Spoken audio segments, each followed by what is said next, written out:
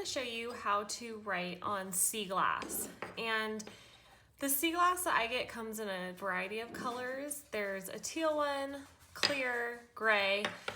You can find a lot on Etsy. I use a vendor, her name, or the name of her shop is Tumbleworks. And what you want to start off by doing is just lightly cleaning it with a microfiber cloth. Sometimes they get dusty. I don't recommend coming in here with alcohol because sometimes alcohol can take some of this frost off. Also, these are breakable. They are glass, so if you drop them, they will break. So keep that in mind. The first one we're gonna do, I'm gonna use black because we're doing it on this clear white one. It's gonna show up best. I'm using a Sumi ink. I do want to mention that if you're the type of person that gets really bothered by nails on a chalkboard, you might want to turn off the sound when I start writing. The nib can really scratch this. It sounds really scratchy. I recommend using a nib that is not brand new, so one that you've already been using for a while. If it's brand new, sometimes it's just a little too sharp on this glass and it's hard to write with. So this one is like, look how old it is. It's tried and true, but I'm pretty sure it's gonna write perfect on here. I'm gonna grab my ink and you just write on it like you would write on paper. But like I said, you will have a little scratchy noise.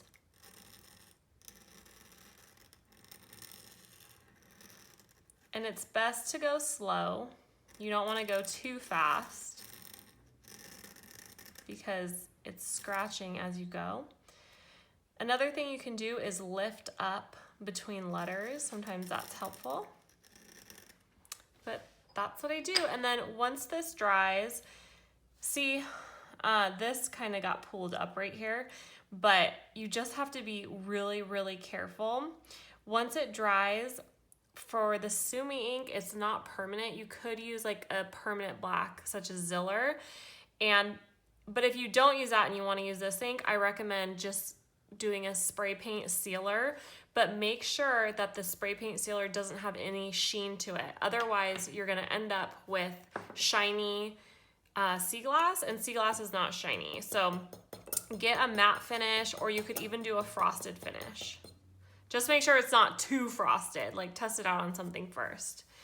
Then for this one, we're gonna use the white ink, and I really like using Dr. P.H. Martin's Bleed Proof White.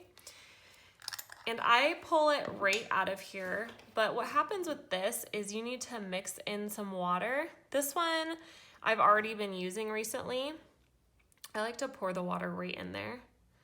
So I think this one, oops, oh, I just made it gray. I just mix it up right in here. You can also take this out and put it in a well if that works better for you. But you want to get the right consistency. You're gonna have to play with it a little bit. That is one of the things with calligraphy ink when you're mixing them up. Sometimes it just takes a while to get the correct consistency for your nib and the way that you write. I think this is gonna be good. So I don't wanna test it out directly on here just yet. That's another thing I wanna mention. Once this goes on here, it's basically impossible to remove. You can keep a little alcohol and a towel just in case, but you need to get it right away. And I'm gonna grab just a piece of paper so I can test out the consistency of this. And see, it's not really flowing that well, so it probably needs more water. Yeah, it needs more water. Sometimes if I just stick my nib in the water and go like this, that's enough. Let's see. Yep, that's better. All right. And then we're just gonna write Dan again. And just be very mindful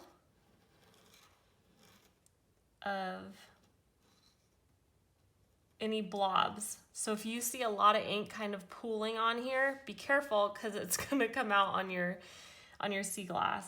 I really recommend buying extra of these when you're doing a project with Seaglass because it's really hard to get the ink off once you make a mistake. All right, and there you have it. That is how you do Seaglass place cards with a dip pen and ink.